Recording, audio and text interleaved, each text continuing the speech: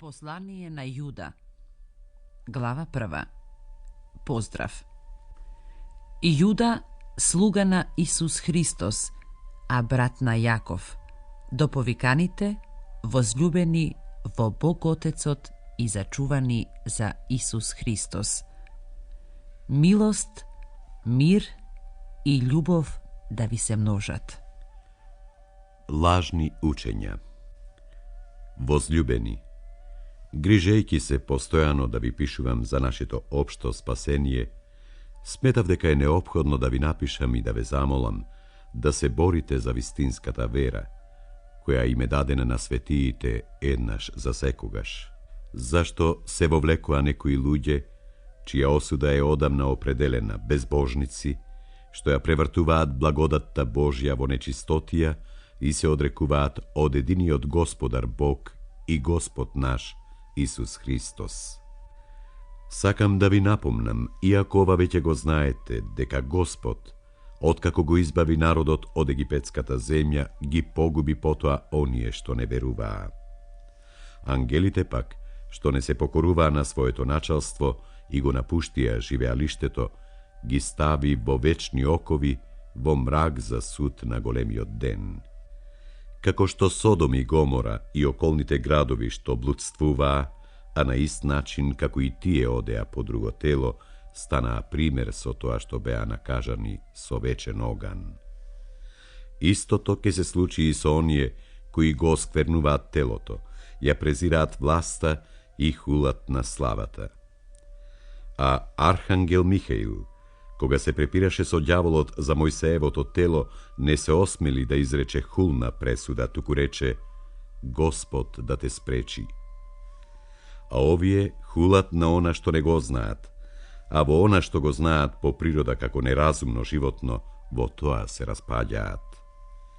Тешко ним, зашто тргнаа по Каиновиот пат, се фрлија во заблудата на Валам заради печалба и загинаа во бунтот Кореев.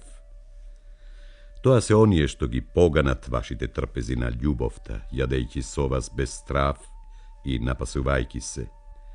Тие се безводни облаци што ветровите ги пренесуваат, есенски, неродни дрвја, два пати исушени и искорнати, свирепи морски бранови, што како пена ги испуштаат своите срамни дела, звезди лажни, за кои се чува мракот на темнината за секогаш.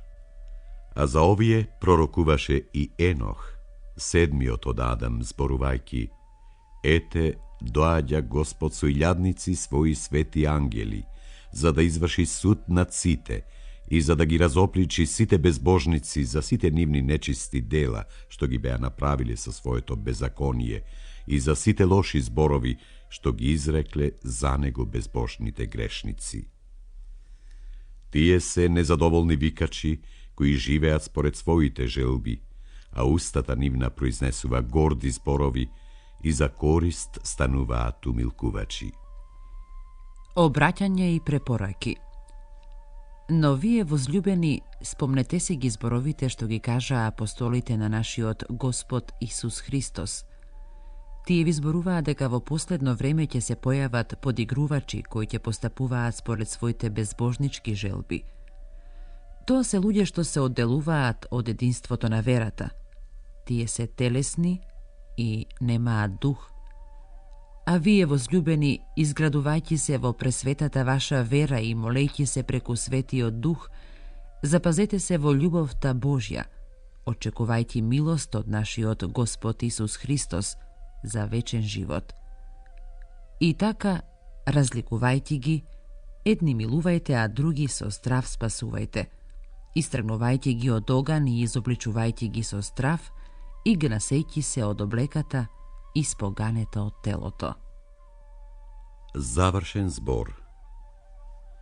А на оној кој може да ве запази да останете безгрешни и без порок и да ве постави пред славата своја во радост, на единиот премудар Бог, нашиот Спасител преку Исус Христос, нашиот Господ, слава и величие, сила и власт преку сите векови сега и во сите времиња.